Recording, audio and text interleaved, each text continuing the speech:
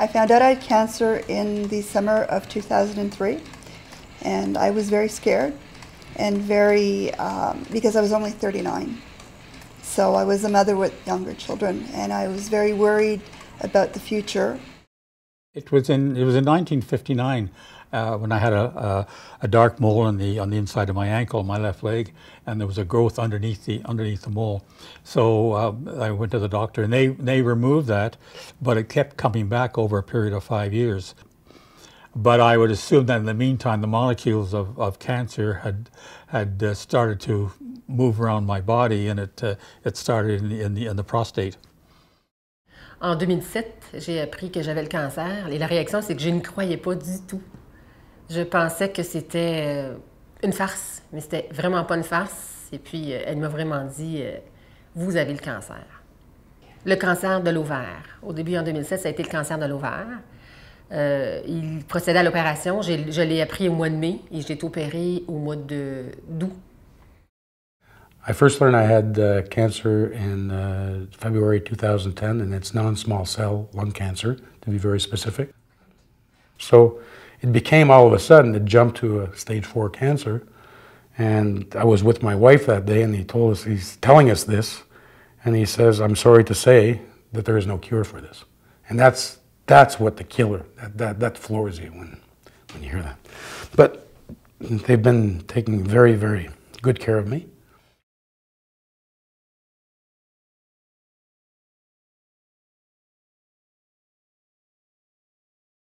Yeah, I didn't know exactly what was going to be involved in clinical trial. I was just kind of going with the flow, so to speak. I knew I had cancer, and I thought, well, participating in the various studies and so on, it's going to benefit me plus other people. So I adapted myself to it, which wasn't much of a problem. J'entendais parler souvent des protocoles de recherche, tout ça. Et puis moi, bien, étant donné que par la suite, j'ai eu le cancer du côlon et que je suis en récidive du cancer du côlon, on a décidé d'y aller parce que c'était fait pour moi, cancer du côlon avec métastase. Et quand j'ai lu le protocole, j'étais très fière de voir ça parce que je me disais, c'est mon traitement. My thoughts on clinical trials are that without them, we're not getting anywhere fast. And they're absolutely necessary. It's something that some people actually are worried about taking because they don't really understand how the trials work. But there's a big benefit to these clinical trials. There's more than one, but one of them is that you're getting seen much closer. So they're paying very close attention, monitoring you constantly. So you're getting scanned more, you're getting checked more, because they don't want anything to go wrong because this is a trial, okay? And the other benefit is if you happen to fall on the good one that's happened to be new and it works, you're one of the first ones. Well, when you deal with cancer, it's obviously very difficult on everybody. It's the patient itself, the spouse or the partner, and the family, and even the friends. It's this feeling of helplessness. But when you participate in a study like this, you're actually feeling more reassured because the people that you're dealing with are very warm and generous and very friendly. People at the Bronfman Cancer Centre have been amazing. My contact there, her name is Audrey, and she's an amazing lady. Audrey and I have been dealing with each other for almost 2 years.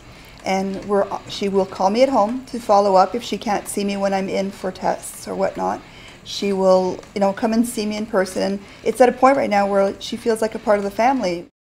Le protocole fait qu'on est suivi de très près et on a des gens qui s'occupent de notre dossier en recherche. Ils prennent tous les tests et puis ensuite de ça, aux 2 mois, on a des CT scans qu'on passe. Ça marche par cycle. À tous les 2 cycles, on passe des CT scans puis je vois déjà un résultat. Ils sont toujours là pour nous aider, en sens qu'ils nous posent des questions. Est-ce que ça va bien? Y a-t-il quelque chose qui ne va pas? On a toujours une personne à rejoindre du protocole de recherche si on a des questions à poser ou si on a des inquiétudes. I'm all for clinical trials, and my personal experience proves that. I'm glad I did because I think I would be a lot worse off than I am now as far as the prostate bone cancer is concerned.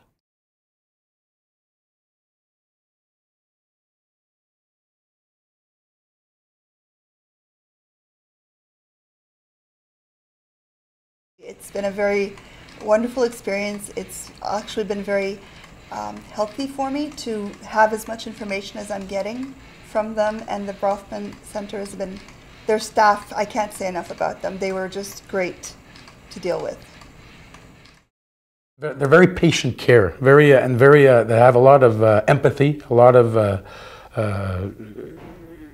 so many other services other than saying, okay, they're taking care of your physical problem, because they take care of your emotional problems if you have them. They have psychologists that deal with people taking oncology.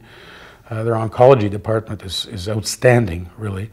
And it's taking care of every little thing around you other than the cancer that you have, because there's a lot of things that get affected when, when you're taking chemo or when you've been told you have a deadly illness or something like that.